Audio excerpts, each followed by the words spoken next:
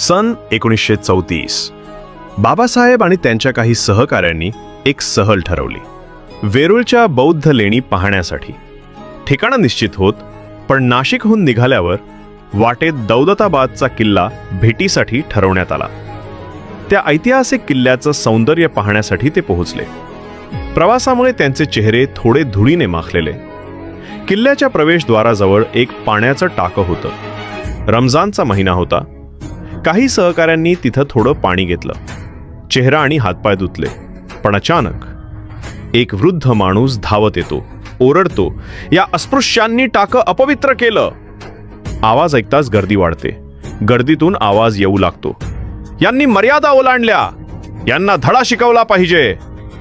बाबासाहेब व त्यांचे सहकारी समजावत होतो, "आम्ही बाहेरचे आहोत, इथल्या प्रथा माहीत नव्हत्या." पण कोणी ऐकायला तयार नव्हतं. गर्दीचा सूर अधिकच आक्रमक झाला. बाबासाहेबांना वाटलं आता हे वाद हिंसक वळण घेतील, पण ते शांत होते. संयमाने बोलत राहिले.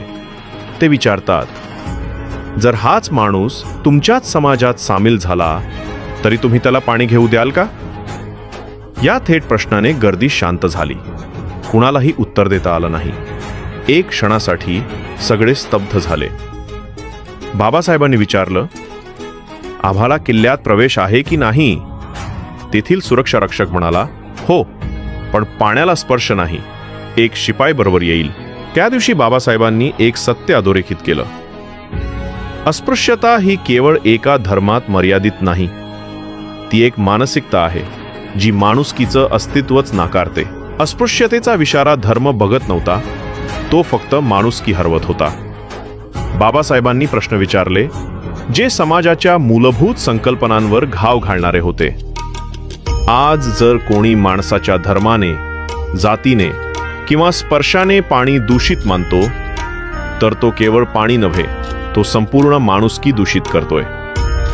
बाबासाहेब म्हणतात, "मी माणूस म्हणून जगणार.